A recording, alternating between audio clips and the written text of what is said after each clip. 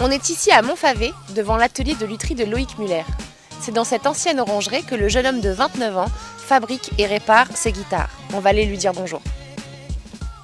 Vers l'âge de 14 ans, en commençant la guitare, en fait, j'ai commencé voilà, à jouer. Je jouais beaucoup de guitare. Ça a été un petit peu sur le tas. J'ai découvert ce métier. C'était à l'école. Un luthier était venu faire une démonstration de son métier. Et je me suis dit, pourquoi pas, ça me plairait en fait déjà d'en savoir un petit peu plus. J'ai passé un CAP de menuiserie en un an. J'ai continué sur l'ébénisterie. Pendant un an aussi, j'ai fait un bac pro d'ébénisterie avant d'intégrer une école de lutherie à Mirecourt. C'est une école de violon essentiellement. Pendant 3 ans, on sort avec un diplôme des métiers d'art. Je me suis petit à petit tourné vers la guitare. J'en fabriquais, on m'a demandé des instruments. Je savais que j'allais faire mon atelier, le monter et fabriquer des guitares. En 2015, j'ai monté mon atelier. Je fais ça, je restaure, j'entretiens, je répare les instruments et je fais pas mal de fabrication aussi. Un qui est même un peu le mentor des luthiers en France, que beaucoup de monde connaît, il s'appelle Franck Cheval et c'est un luthier, c'est un très bon luthier. Et lui, je l'ai appelé en fait quand j'étais adolescent encore et en fait je voulais simplement déjà avoir un échange avec un luthier, simplement l'appeler et savoir un petit peu ce qu'était ce métier et c'était peut-être le seul luthier à m'avoir dit bah, vas-y fonce, c'est un super métier. Tu vas t'éclater. Ça a été un peu un guide que j'ai eu sans forcément le rencontrer. Je regarde beaucoup en fait ce que font les luthiers, surtout les luthiers américains, parce que aux États-Unis il y a une très belle lutherie qui se fait, surtout en guitare acoustique, et je m'en inspire énormément. Ils innovent énormément.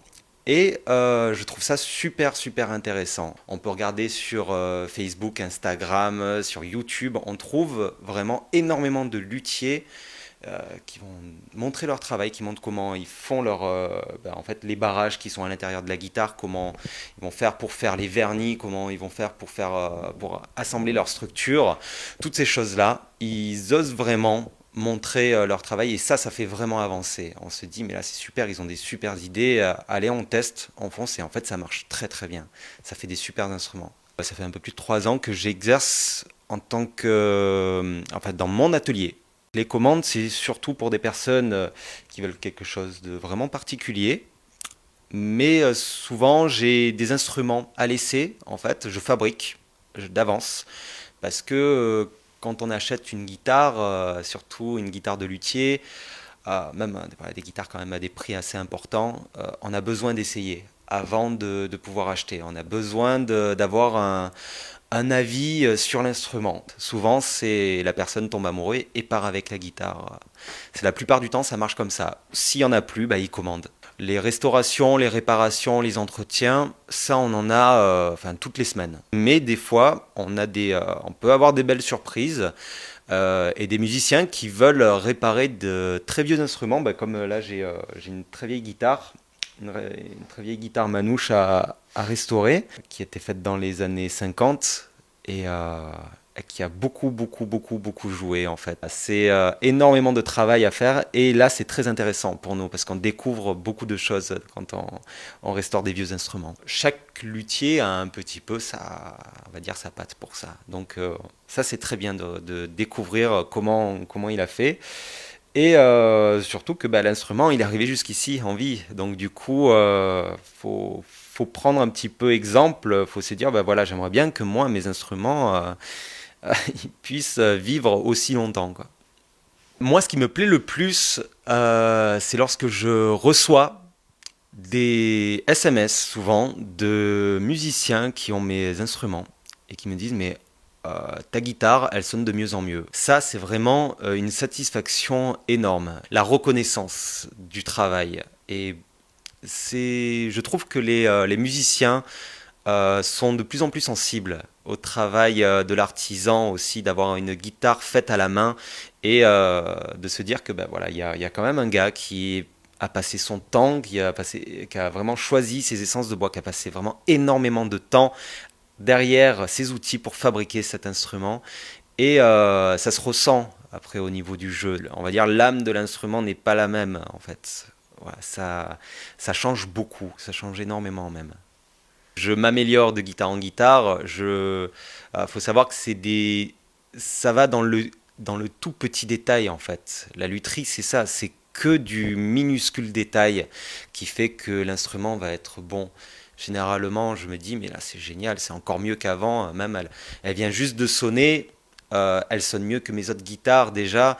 Et alors que généralement, c'est ce qui se dit beaucoup et c'est vrai, c'est qu'un instrument a besoin de sonner, de vibrer pour se stabiliser et vraiment, ce que on dit se mettre en vibration et en fait donner tout son potentiel acoustique. Généralement, ça va me prendre 1 mois et demi, 2 mois de travail pour fabriquer une guitare avec, voilà, avec le vernis compris, monté, fini, livré.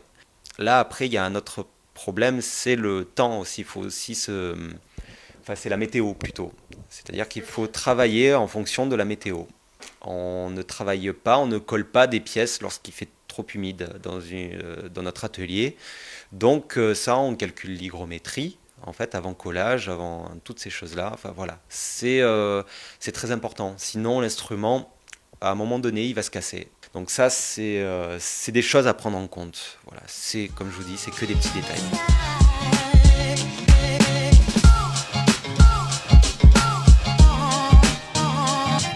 Donc voilà.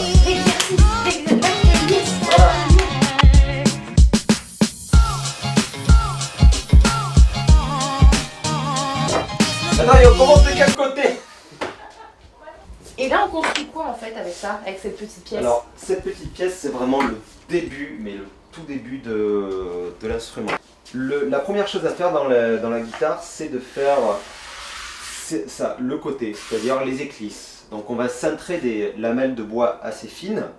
Donc ces deux lamelles, on voit qu'il y a un joint ici, et là donc il y a une petite pièce, mais normalement voilà, il y a un joint ici aussi. Ces deux pièces, elles vont venir se cintrer à l'intérieur sur notre moule. Et en fait, ça c'est une pièce qui va venir ici, que l'on va former, on va lui donner cet arrondi là, qui va venir réceptionner ces deux éclisses en fait, les deux côtés. Ces deux côtés vont venir okay, se coller. Voilà. Se poser sur, ça va soutenir les deux parties. En fait, voilà, les deux parties vont être collées contre, donc cette pièce en fait elle est là, elle reste dans la guitare. Et elle est droite comme ça?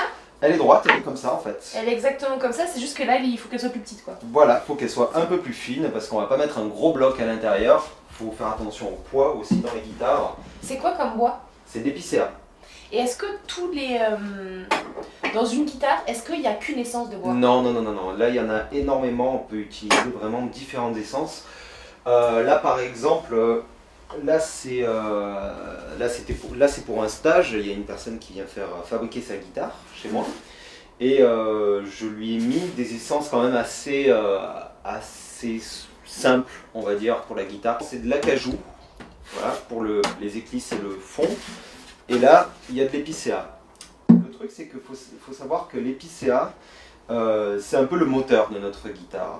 La table, c'est-à-dire, c'est elle qui va donner vraiment toute la vibration. C'est la pièce peut-être la plus importante de notre instrument. Ça marche un peu comme un tambour, c'est-à-dire qu'on a une peau qui vibre sur un cerclage, un coffre solide. Voilà, c'est pour ça qu'on utilise des pièces, des bois durs, on va dire, pour les éclisses et le fond, et un bois souple comme une peau, voilà, pour le devant. Généralement, moi j'utilise toujours de l'épicéa pour la table, quasiment tout le temps. Et par contre, pour les éclisses et le fond, je vais changer. Des fois, je vais utiliser de l'érable, des fois du noyer, on peut utiliser du palissandre qui est un bois exotique. On a vraiment une palette de bois assez variée et en fait, chaque bois va donner un son, un grain différent à notre instrument. L'atelier, voilà. L'atelier. Oh, le reporter de l'extrême. T'as vu comment on l'a pas vu passer? T'as pas vu? Il était là. Non. Il était là, maintenant il est là. Non mais je l'ai reconnu là, c'est le caméraman de Bear Grylls, celui qui le suit là. En fait, on va faire ce qui s'appelle un chanfrein. C'est-à-dire qu'on va raboter jusqu'à arriver à notre... à la limite. Voilà. Allez, c'est toi qui fais que jouer là. Ouais, ben vas-y, c'est bon. Comme ça. Voilà, Je suis bien là. voilà. Là, je le sens, je l'ai bien en main. Donc, tu vois, t'en enlèves. Ah, ça y est. J'ai pris le coup. Oui. Je me suis fait mal, hein. Ah bah ça commence, hein. Je vais te dire, t'es pas prête de t'arrêter, hein. Ah ouais? Ouais. Donc maintenant, en fait, t'as ton repère. Tu vois, bah, c'est-à-dire que maintenant, tu peux travailler en regardant au-dessus. Voilà. Tu peux simplement maintenant... Mais là, Ah, parce que tu suis ce que tu as fait au Voilà. préalable avec Et en le fait, petit truc. ça va se baisser. Avec la petite agrafeuse. Avec la graffeuse, c'est ça. Et le stylo. Tiens. J'y arrive bien, regarde. J'y suis vachement bien arrivée. Regarde. C'est bien. Il a dit c'est bien. Il a dit c'est bien. C'est bien. Ça va. Mais Comment bon, quand tu regarde ce qui s'est passé. Ah oui, mais ça c'est mon style par contre. Ah, c'est bon. Oui, non. Alors on laisse comme ça. Non, on laisse, on touche à rien. Non, non, d'accord, ok. C'est un style, je ne peux rien dire sur ça. Oui, oui, bien sûr. Mais oui. Mais parce Ouais, que évidemment. ouais, c'est de l'inspiration, mais c'est plus c'est les Argentins qui font comme ça. Ah, oui, je me Oui. suis dit aussi, Oui, non, oui. il y a du voyage, etc. derrière. Non, je comprends, ouais. Ça te dérange pas, on le fait un peu plus à la française? Allez, allez. Ok.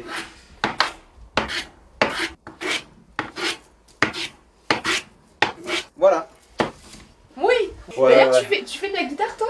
Oui, Oui. oui, j'en ai fait, j'en ai fait beaucoup de guitare. C'était jusqu'à commencer les études de lutherie, où là j'en ai fait, en fait voilà, je travaillais beaucoup, donc du coup j'en faisais un petit peu moins, même aujourd'hui j'en fais toujours un peu moins. J'essaie de garder toujours, de garder un certain jeu, mais bon voilà, avec le travail généralement ça baisse toujours un petit peu, mais j'en fais beaucoup, ouais. On va devoir réaliser cette pièce. Cette pièce, on la retrouve, en fait c'est un petit renfort que l'on va mettre sur les éclisses, que l'on voit à l'intérieur en fait quand on Je peux regarde. regarder? Ben, bien sûr. Tu vois Non. Voilà. Elle est là en fait, en gros exactement, il y en a une ici. D'accord. Normalement il y en a à peu près, il doit y en avoir entre 6 et 8. Tout ça, ça sert à renforcer notre éclisse. Ouais. Et quand une guitare tombe, le côté peut se fracturer, en fait ça peut s'ouvrir. Et ces pièces-là, c'est une sorte de pare-choc, c'est-à-dire que la fracture va arriver et en fait va s'arrêter au niveau de cette pièce. En fait, ça va permettre en fait à la guitare de ne pas s'ouvrir complètement. Donc du coup, Donc je vais faire ça. tu vas faire ça, je vais te débiter. Ah, je t'avais dit que ce serait pas évident à dire.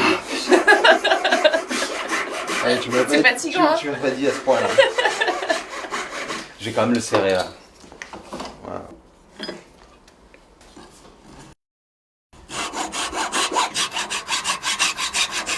Fini. Est-ce qu'on est bien sûr de vouloir... Bien. Ben voilà. T'as compris? T'es le prochain. Pardon. Alors, ce bois, en fait, généralement, l'épicéa se fend très bien. C'est-à-dire qu'on peut donner des coups et il va s'éclater. En fait, comme on le fait lorsqu'on va débiter du bois pour le feu, voilà, on fend le bois. 5 mm d'épaisseur. Comme ça. On prend un petit peu de marge. Et voilà. Après, tu reprends ton crayon.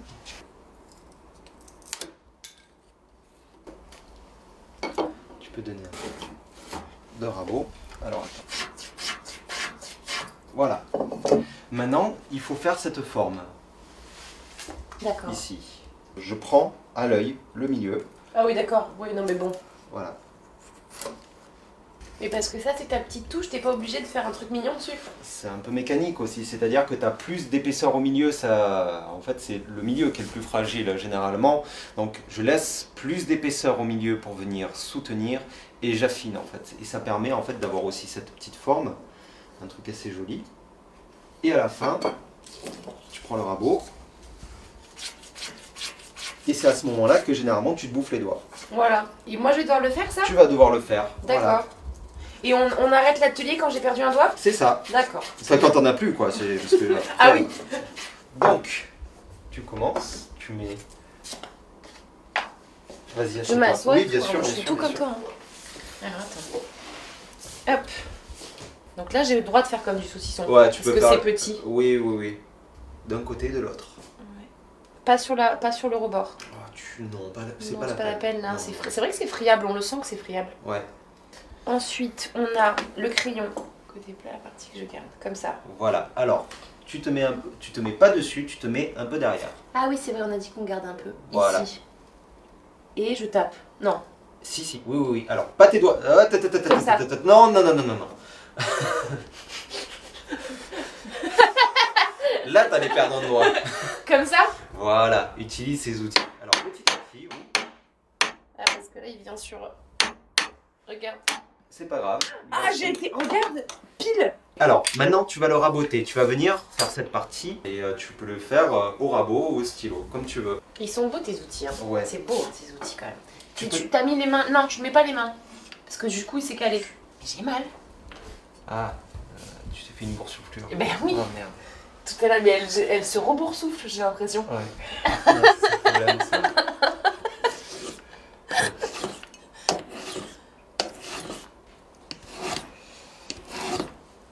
C'est bien maintenant, non? Là, c'est pas mal. Encore un Pas petit mal. peu. Encore un petit peu sur le devant. Ouais. Voilà. Là, ça va être bon. Il me parle comme si j'avais 5 ans. Oui, Rachel. Alors, comme je t'ai dit, tu te mets à peu près au milieu. Oui. Donc, le stylo à l'envers. Les gens, Tu vas l'appeler. Non, mais les gens ils vont se dire, Ouais, mais c'est merde, mais c'est qui ce mec? Putain, tu vas me plomber l'atelier là.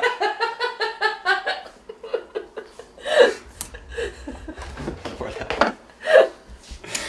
Tu le mets à l'envers et tu. Mais tu l'as fait pour moi? Mais non, il y en a encore un autre bout et en plus tu dois encore en enlever là. Mais qu'est-ce que je fais là? Et ben là pareil, tu fais pareil. Avec le stylo? Oui, Attends. non, pas comme ça, parce que t'as rien retenu. Mais ouais, parce que tu m'as fait rigoler. Bah oui, parce que c'est toi qui rigoles. Ouais. T'es inattentif. Tu l'utilises comme ça, ta main elle est contre le. Comme ça. Voilà, comme Plus ça. comme ça. On est plus dans un truc comme ça. Voilà. Ma main elle est contre. Il faut qu'elle s'appuie. J'ai trop bien fait, non? Ouais. Encore? Oui, oui. Voilà. Comme ça. Voilà. C'est un truc que je fais faire beaucoup aux stagiaires parce que T'as des stagiaires? énormément, ouais. Ouais. Enfin, énormément, ouais. Genre des stagiaires qui sont en CAP ou qui... J'ai de tout. J'ai des stagiaires qui viennent d'école de lutherie. Mhm. J'ai des stagiaires de troisième de temps en temps. Et après, j'ai des stagiaires de loisirs. On part de zéro et on choisit le bois. Je donne des cours sur la technologie du bois, sur les outils, sur l'affûtage, sur tout. Ils sont super contents quoi, à la fin. C'est quelque chose qui marche bien, les stages. Ouais, j'imagine, c'est bien ça. Ouais. Non, ça va. Tu l'utiliseras ou pas dans ta guitare? Oh, je doute.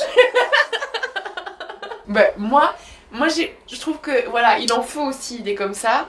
Et C'est trop. chacun son style, j'ai envie de te dire. Et donc là, on est à peu près pareil. Oui, voilà. Mais écoute, c'est parfait. Non. Parce que j'ai le droit de faire ça parce qu'après on coupe. J'imagine.